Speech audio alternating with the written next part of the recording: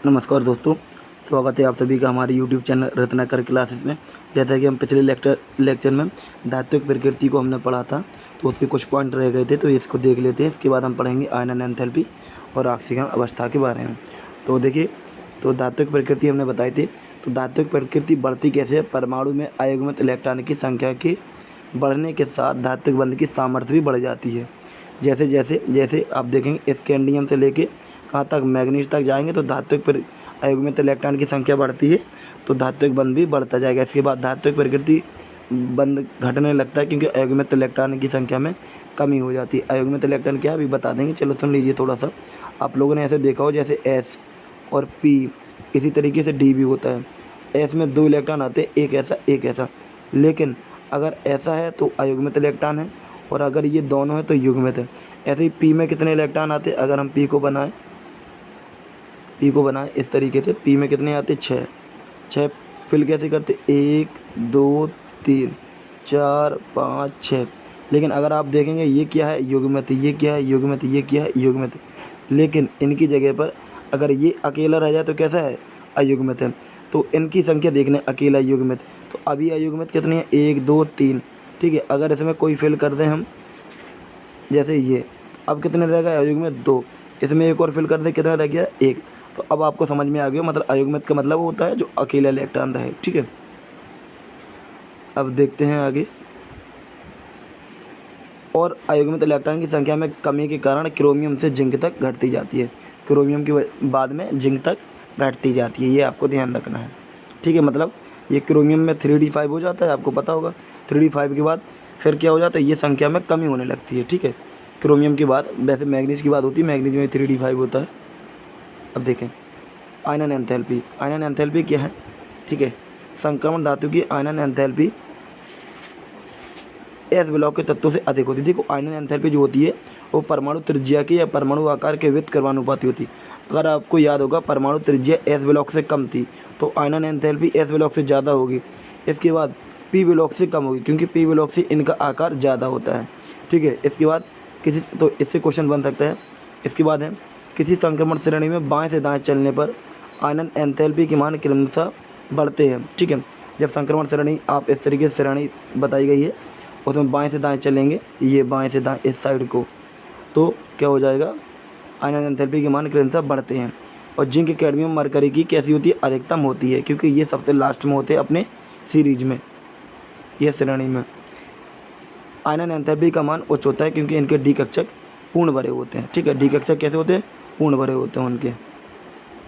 अब देखते हैं हम ऑक्सीकरण अवस्था। तो ऑक्सीकरण, देखो जिंक, कैडमियम, मरकरी हर जगह आपका इंपॉर्टेंट है, तो ध्यान रखना। यहाँ पर ऑक्सीकरण अवस्था में भी अपवाद है। जिंक, कैडमियम, मरकरी सिर्फ 2 ऑक्सीकरण अवस्था दर्शाते हैं।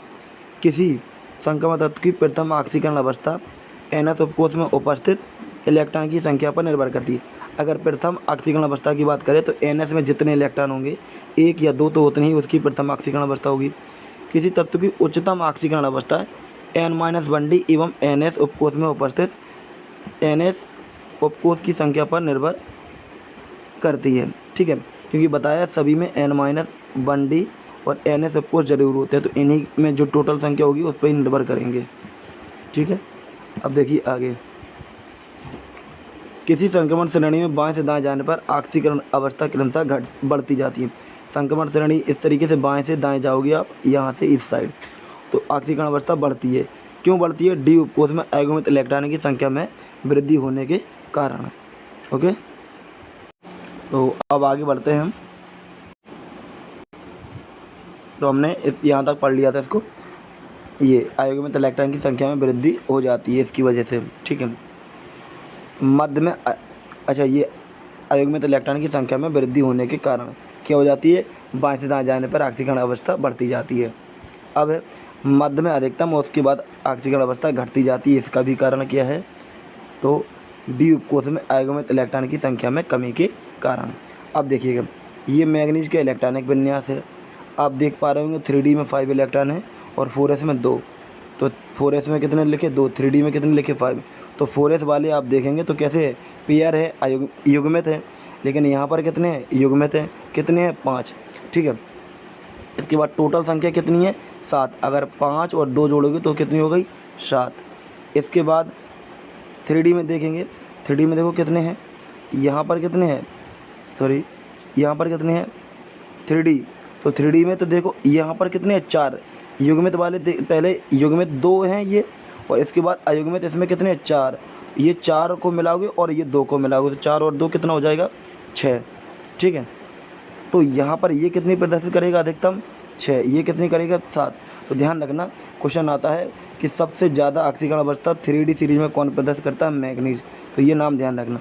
हमने यहाँ पर कई सारे नाम लिखे हैं, तो ये मतलब कौन सा तत्व तो अधिकतम कितनी प्रदर्शित करता है उसके बारे में लिखा है, तो आप इसको ध्यान रखना है आपको।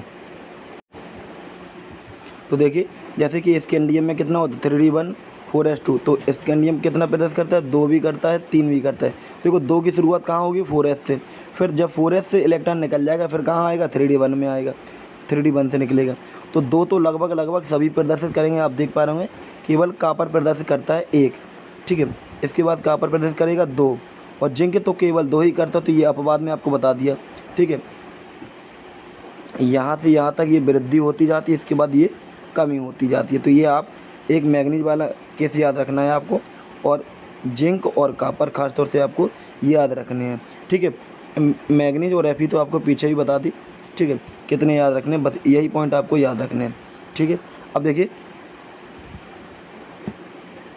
लिखा है किसी संक्रमण तत्व की वह ऑक्सीकरण अवस्था अधिक स्थायी होती है जिसमें तो या तो अर्धपूर्ण भरे कक्षक D5 हो या पूर्ण भरे कक्षक D10 उपस्थित हो। बात समझ में आई। तो चलो इस पे क्वेश्चन आता है कि कौन सी ऑक्सीकरण अवस्था ज़्यादा स्थायी है। तो देखिए कैसे पता चलेगा आपको। अगर आपको पता करना है कि कौन सा कोई यौगिक दिया गया, उससे पूछा गया, तुलना की गई कि कौन ज़्यादा स्थायी, तो ऑक्सीकरण अवस्था से आपको पता चलेगा। कैसे, जैसे Fe की +3 ऑक्सीडेशन नंबर +2 से अधिक स्थायी है, यानी कि Fe +3 भी प्रदर्शित करता और Fe +2 भी प्रदर्शित करता। अगर सेल्फ में कर दें तो +3 और +2 में कौन ज़्यादा स्थायी है बताना होगा। और अगर हो सकता है ऐसा कापर में भी ऐसा ही क्वेश्चन आता है कि Cu+1 और Cu+2 में कौन ज़्यादा स्थायी है, ठीक है, ऐसा क्वेश्चन आता है।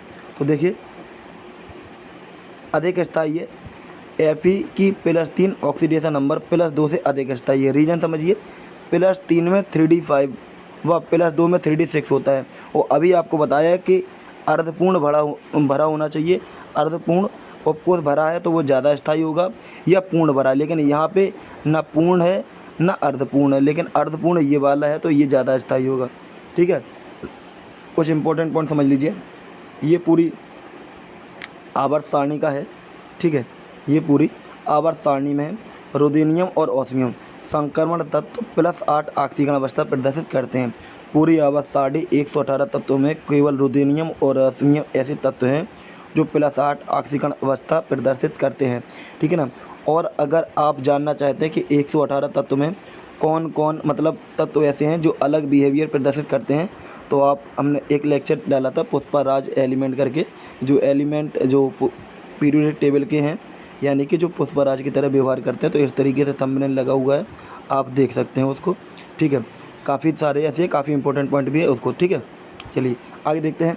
संक्रमण तत्व निम्न ऑक्सीकरण अवस्था में आयनिक बंध बनाते हैं, कौन कौन से, 2 और 3 में।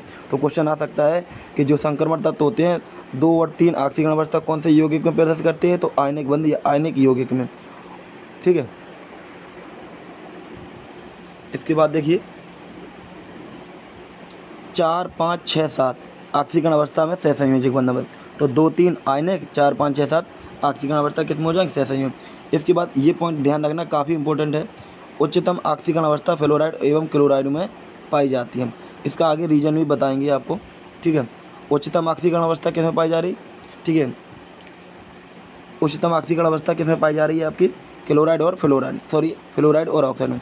अच्छा, अब ये जो इस रीजन से याद आया अभी आपको कि जो कल आवर्त सारणी आपको दिखाना चाह रहे थे, वो आवर्त सारणी मिली नहीं कोई जिसमें नाम लिखा हो, नोट्स थे वो मिल नहीं रहे, तो हम आपको अभी लास्ट में इसके नाम आपको बता देंगे, ठीक है, या किसी लेक्चर में बता देंगे आपको नाम। लगभग जितने होंगे 3 सीरीज बताएंगे, 3D 4D 5D सबके आपको नाम बता देंगे।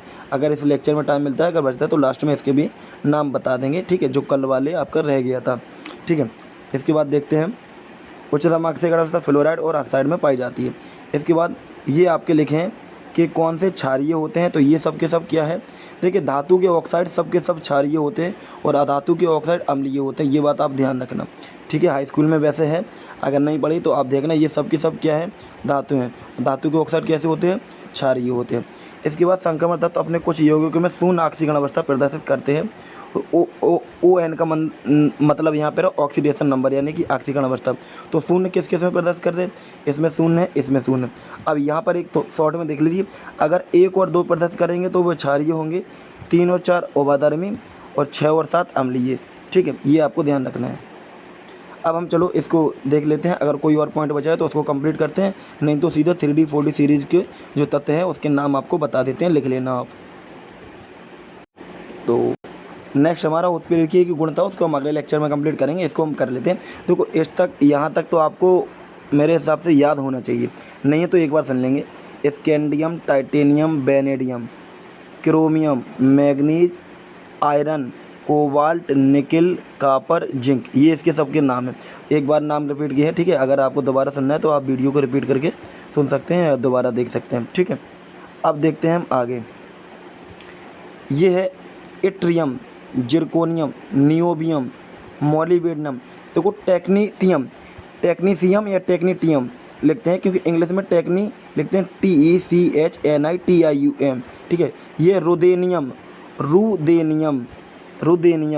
और ये वाला रोडियम, RHODIUM, रोडियम। और ये वाला है पैलेडियम, ये आपको याद रखना है क्योंकि बोला था इसके एस में 0 इलेक्ट्रॉन होता है। ये होता है सिल्वर यानी कि चांदी, ये होता है आपका कैडमियम। अब देखिए, अब हम देखेंगे तो इसको और देख लेते हैं, ये वाली सीरीज हम देख लेते हैं। ये लैंथेनम है, ये ध्यान रखना है, ये डी ब्लॉक का तत्व नहीं है, बस डी से शुरुआत होती है इसकी।